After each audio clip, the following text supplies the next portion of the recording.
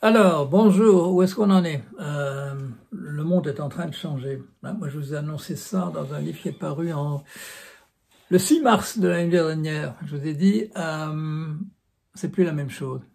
Et je vous signalais un événement qui avait eu lieu le 14 mars de l'année précédente, juste un an avant, et en vous disant, on va vous poser la question, quand est-ce que la singularité aura lieu? Monsieur Amodei, qui est le patron de Anthropic, qui fait le produit Claude, a fait la sensation il y a quelques jours en disant ce sera en 2027. Et moi, je vous expliquais, non, ça a eu lieu en 2023. Depuis, le mouvement d'emballement du savoir produisant du savoir à l'insu, en parallèle, à côté du savoir humain, a déjà eu lieu. Le processus a été lancé. Alors, il y a des progrès qui ont été faits depuis le lancement de ChatGPT 4 le 14 mars 2023, mais tout était là, tout était là.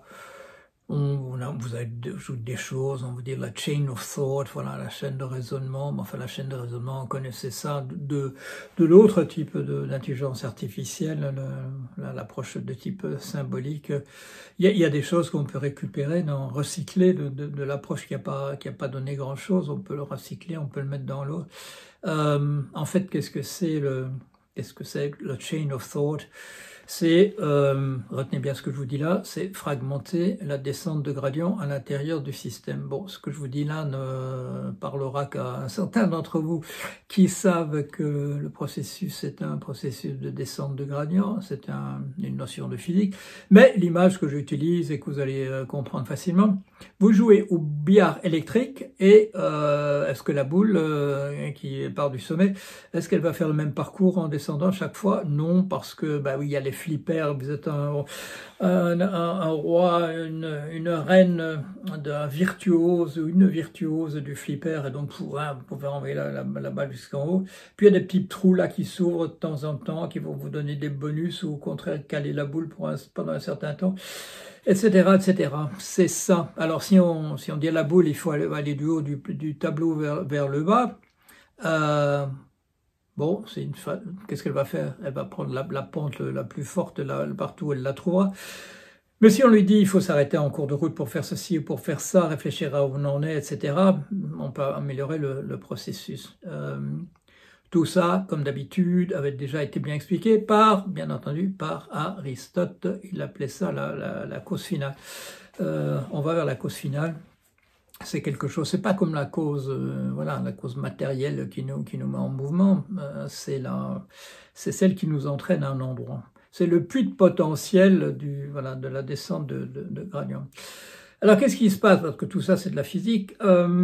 Qu'est-ce qui se passe? Le plus intéressant, c'est la chose suivante. On vous annonce le projet Stargate aux États-Unis. Stargate, ça va être, on va dégager, c'est Monsieur Trump qui cœur sur la main, qui vous promet ça, on va dégager 500 milliards de dollars pour un projet pour l'intelligence artificielle, pour créer des stations qui vont produire plus d'électricité, des centres de gestion des données et tout ça, etc.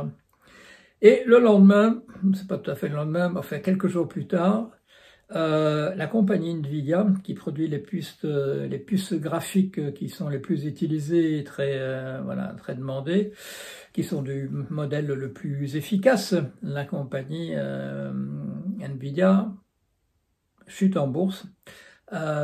Elle est pratiquement responsable d'une grosse partie, je crois que c'est 60% de la chute du marché des marché boursier des produits technologiques. Et sur ce marché, on perd une valeur boursière de double un trillion, c'est-à-dire 1000 milliards de dollars. Le machin de Trump est renvoyé aux oubliettes puisqu'on vient de perdre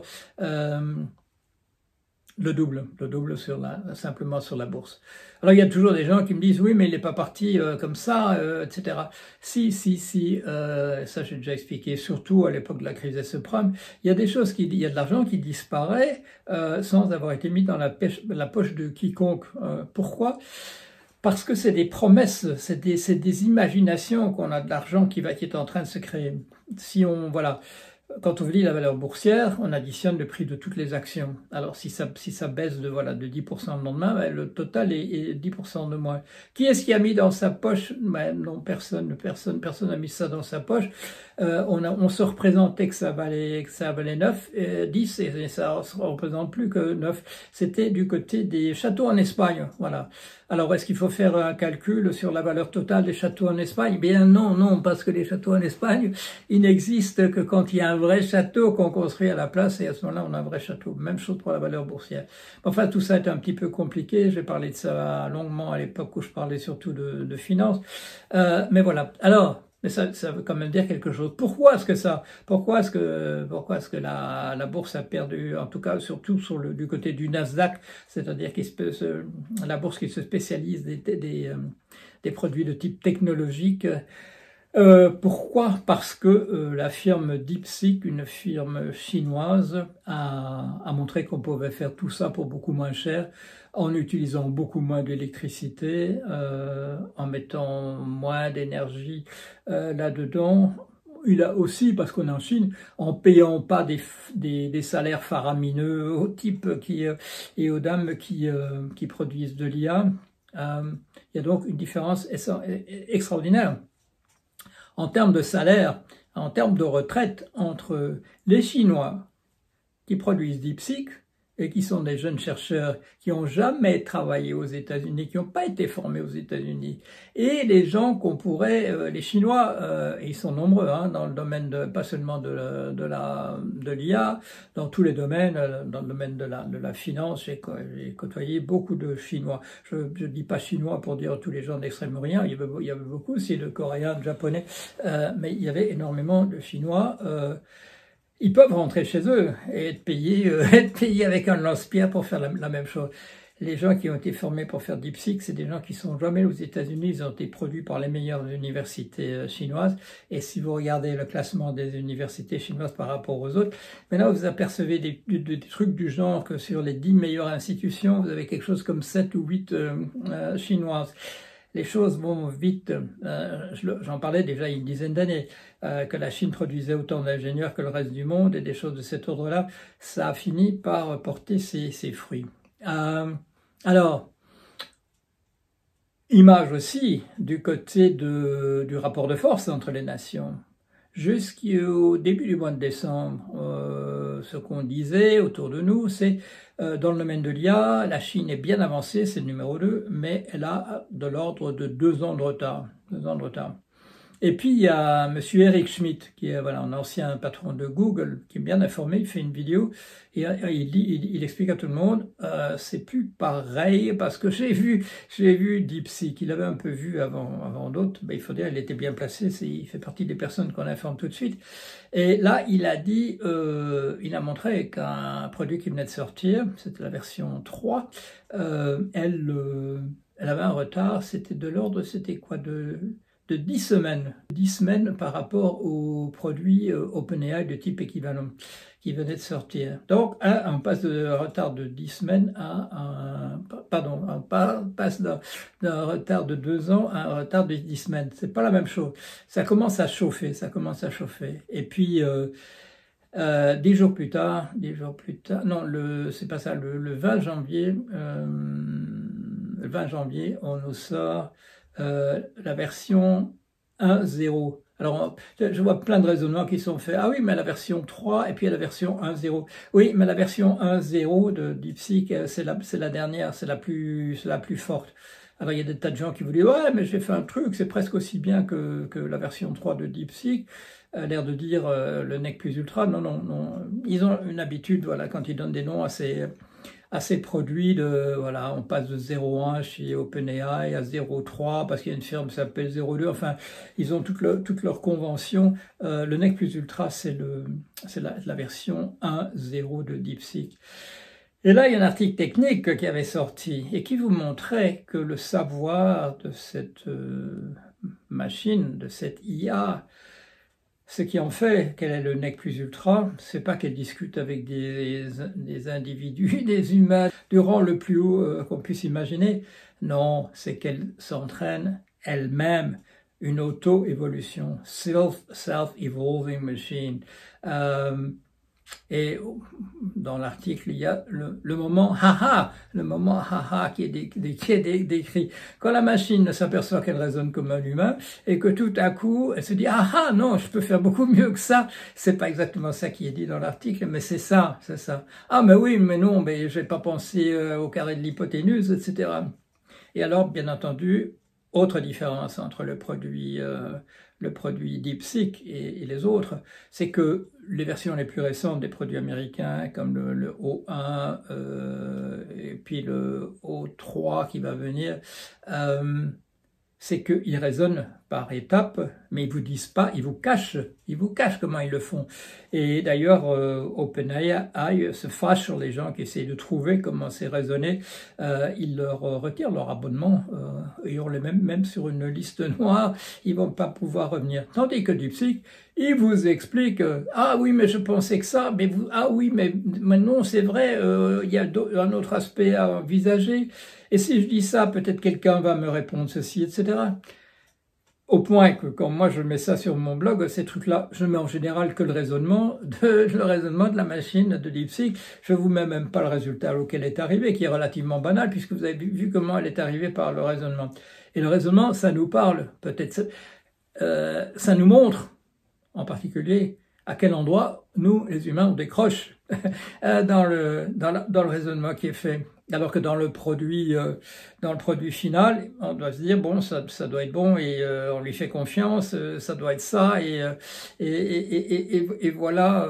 Bon, tandis que quand on regarde comment il fait, évidemment, si on n'est pas un spécialiste de la question, on peut se perdre en route aussi, même dans son raisonnement. Mais enfin, ça, non, c'est quand même si on se dit là, c'est trop fort pour moi.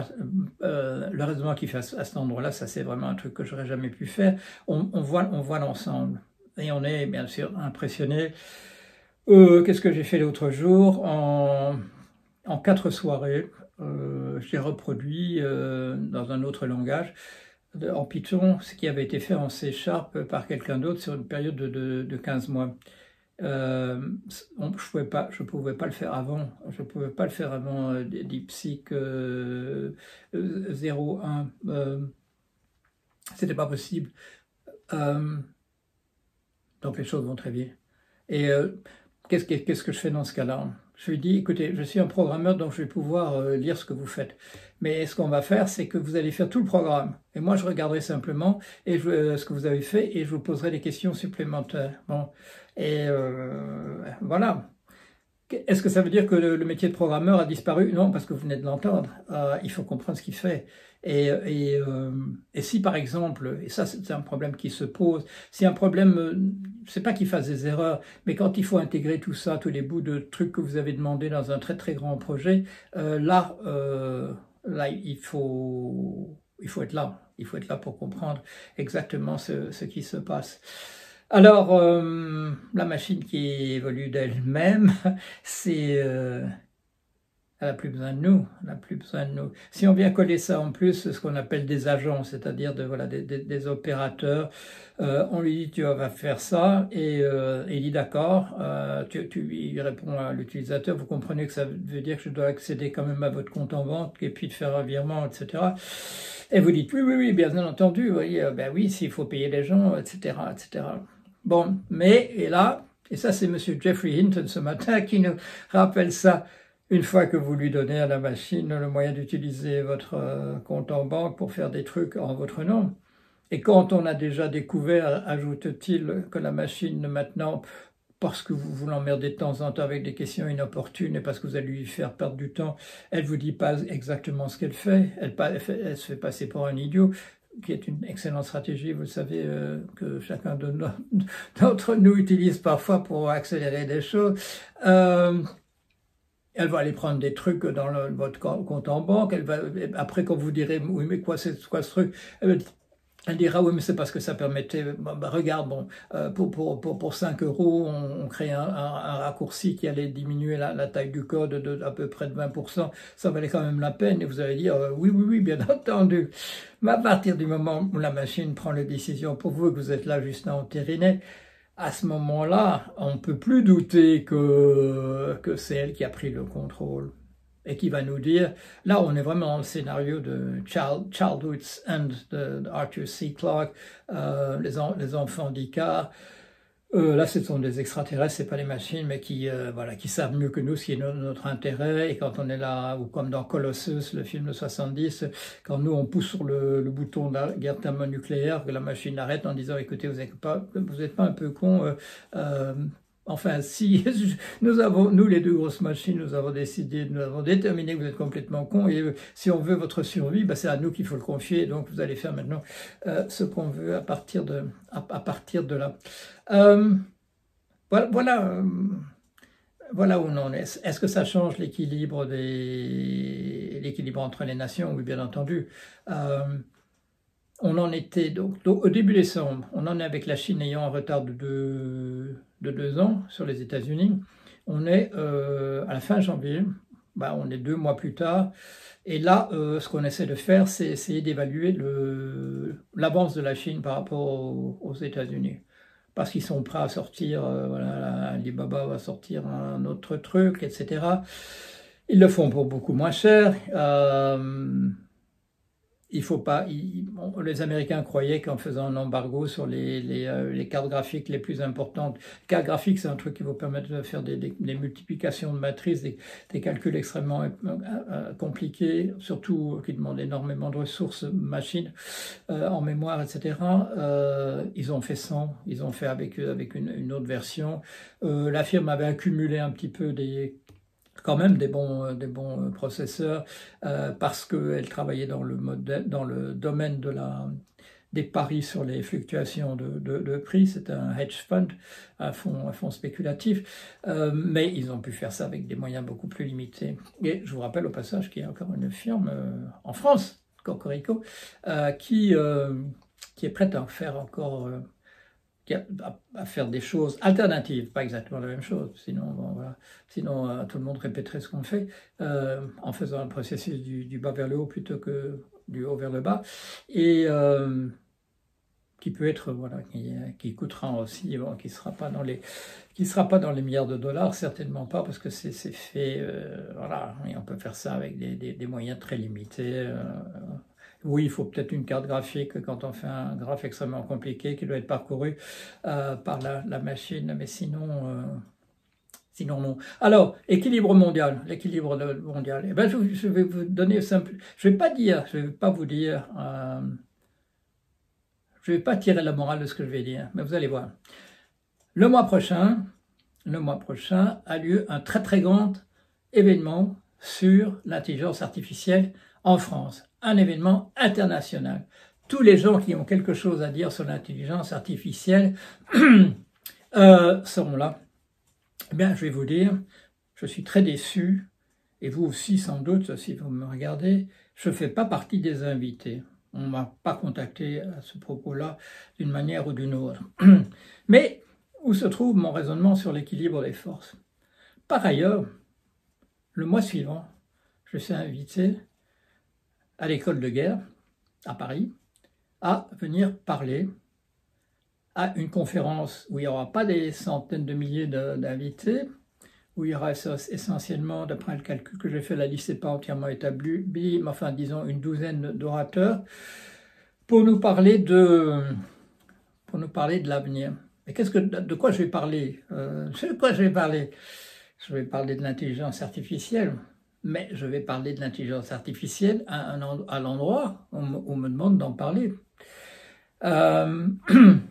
Qu'est-ce que ça veut dire? Moi, personnellement, Paul Jorian, pionnier de l'IA, permettez-moi de le dire, qui a publié un des premiers livres d'intelligence artificielle en France, Principe des systèmes intelligents, publié en 1989.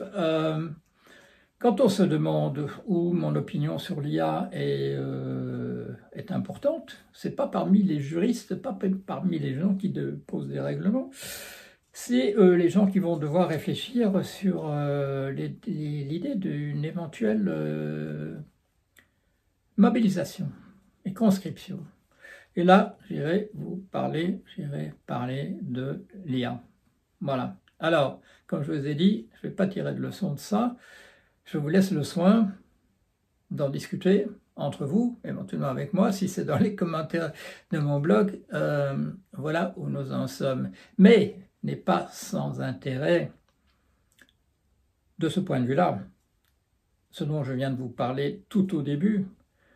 Monsieur Trump, tonitruant comme à son habitude, dit on va dégager 500 milliards de dollars pour booster la recherche en IA et la production d'IA aux États-Unis. Le lendemain, la bourse, le système du capitalisme sous sa forme la plus élémentaire, encaisse une perte du double parce que la Chine a dépassé les États-Unis sur le plan de l'IA, et non seulement le fait à un coût dérisoire par rapport à ce qui se fait aux États-Unis, mais le fait open source, c'est-à-dire avec le code à la disposition de tout le monde. Petite ironie de la chose, si vous voulez l'obtenir, c'est par MIT que vous allez obtenir ça, voilà, de notre côté, le Massachusetts Institute of Technology, qui se trouve à Boston, dans le Connecticut, pardon, excusez-moi, là quand même, dans le Massachusetts, et le monde est en marche. Mais l'équilibre de la terreur autour de l'IA ne se pose plus de la même manière qu'il y a un mois. Et alors là, plus du tout. Hein? Plus du tout, plus du tout. Tout ça est imprévisible. On ne sait pas ce qui va devenir du rapport de force entre nations. Et surtout, on ne sait pas ce que les IA vont décider de faire de leur côté. Et en nous informant quand elles le jugent bon. Ça provoque la panique chez M. Hinton. Vous le savez, moi je suis plutôt, comment dire... je suis plutôt un lecteur de la Société du spectacle et des trucs comme ça qui ne doivent pas être dans ses lectures préférées. Et moi, je trouve ça plutôt réjouissant. Allez, à bientôt.